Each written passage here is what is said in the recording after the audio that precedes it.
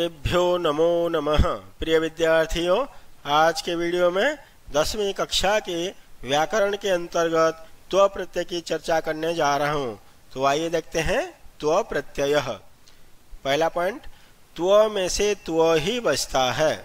इस त्व प्रत्यय में से पूरा का पूरा त्व बचता है। जिस प्रकार मतुम में से मत बचता है और तुमुन में से तुम बचता है, किंतु यहाँ पे पूरे त्व में से त्व ही बचता है। दूसरा पॉइंट, त्व प्रत्यय का प्रयोग भाववाचक नपुंसक लिंग संज्ञा तथा विशेषण बनाने के लिए किया जाता है। इस त्व प्रत्यय का प्रयोग भाववाचक नपुंसक लिंग संज्ञा तथा विशेषण बनाने के लिए किया जाता है। त्व प्रत्यय जब जुड़ जाएगा तो शब्द विशेषण बन जाएगा। त्व प्रत्यय लगने के बाद उस शब्द का रूप नपुंसक लिंग में फल के समान चलता है। त्व प्रत्यय लगने के बाद उस शब्द का रूप नपुंसक लिंग में फल के समान चलता है। जैसे फलम फले फलानी, तो इस तरह से इसका रूप चलेगा जिस शब्द के साथ हम त्व प्रत्यय लगाएंगे।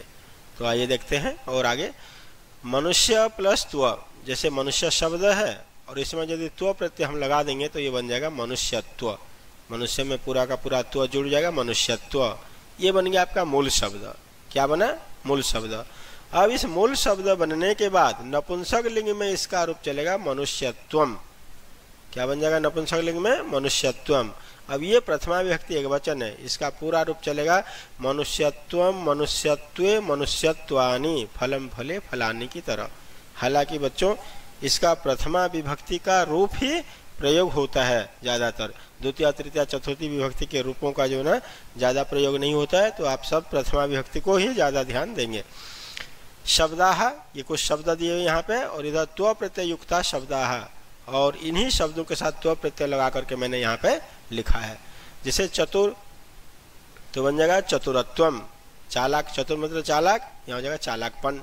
मधुर मधुरत्वम, मधुर मीठा, मधुरत्वम मीठापन या मीठा। कटु कड़ुआ, कटुत्वम कड़ुएपन। पटु चतुर, पटुत्वम पटुपन या चतुरपन।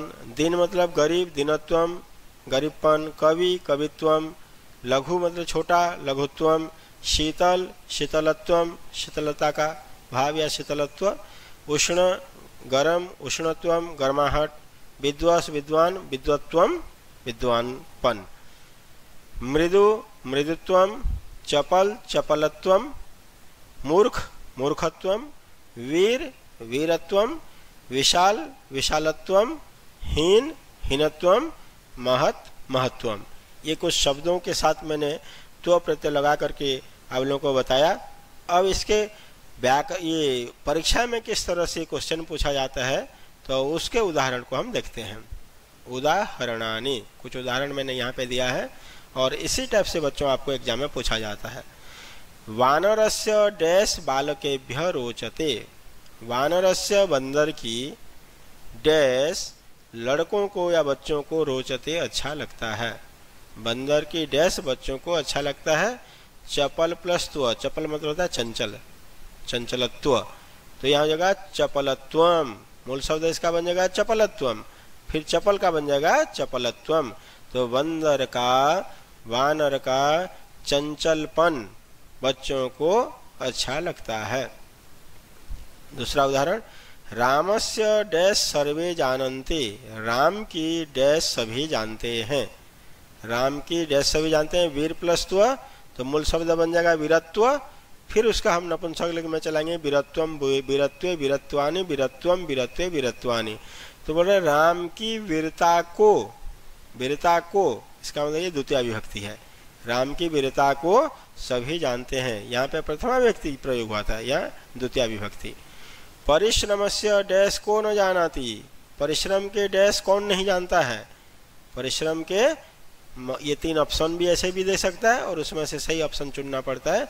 तो परिश्रम के महत्वम, परिश्रम के महत्व को कौन नहीं जानता। ये से है, महत्व से का मतलब हो जाएगा महत्व का, महत्व न माने महत्व से, तो ये दोनों शब्द का मीनिंग यहाँ पे सही नहीं आ रहा है। तो परिश्रमस्य महत्वम कह न जानाति, परिश्रम के महत्व को कौन नहीं जानता, अर्थात सभी जानते हैं। तो यह द्वितीय विभक्ति एक वचन है। अब देखते हैं चौथा उदाहरण।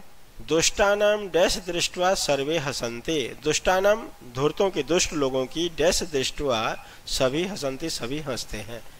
तो दुष्ट लोगों की मूर्ख प्लस त्व तो बन जाएगा मूर्खत्व बनेगा। फिर इसका नपुंसक लिंग में चलाएंगे तो बन जाएगा मूर्खत्वम। दुष्टों की मूर्खता को देखकर सभी हंसते हैं। पांचवा उदाहरण, कालिदासस्य डैश आश्चर्यचकितम आसीत्। कालिदास की डैश आश्चर्यचकित था। कालिदास का डैश आश्चर्यचकित था तो जगह विद्वस प्लस त्व तो जगह विद्वत्वम। यहाँ पे डबल तो आएगा बच्चों, ध्यान रखना, विद्वस शब्द में डबल तो आ जाएगा। तो कालिदास की विद्वत्ता को कालिदास की विद्वत्ता आश्चर्यचकित था। आगे छठा उदाहरण, सर्वे डैश भवे सर्वेषु डैश भवेत्। सर्वेषु डैश भवेत्, सभी के प्रति या सभी पर डैश होना चाहिए। सरल प्लस त्व तो बन जाएगा सरलत्व। फिर इसका नपुंसक लिंग में बन जाएगा उत्तर में सरलत्वम। सभी के प्रति हमें सरल स्वभाव वाला बनना चाहिए या होना चाहिए। सातवां उदाहरण, सागरस्य डैश कोऽपि न जानाति। सागर की डैश कोई भी नहीं जानता। गहन प्लस त्व, गहन मतलब गहराई, तो इसका जगह मूल शब्द बन जाएगा गहनत्व। फिर उत्तर में बन जाएगा गहनत्वम। सागर की गहराई को कोई नहीं जानता। आठवां उदाहरण, डैश दुखदायकम भवति। डैश दुखदायी होता है, डैश दुखदायक होता है। निर्धन प्लस त्व तो बन जाएगा मूल शब्द निर्धनत्व, तो नपुंसक में बना देंगे निर्धनत्वम। तो जो गरीबपन है वो बहुत ही दुखदायक होता है। गरीब होना दुखदायक होता है। तो प्यारे बच्चों, यदि मेरा ये वीडियो आप सबको पसंद आया, इसे लाइक कीजिए, शेयर कीजिए और मेरे चैनल को सब्सक्राइब जरूर कीजिए।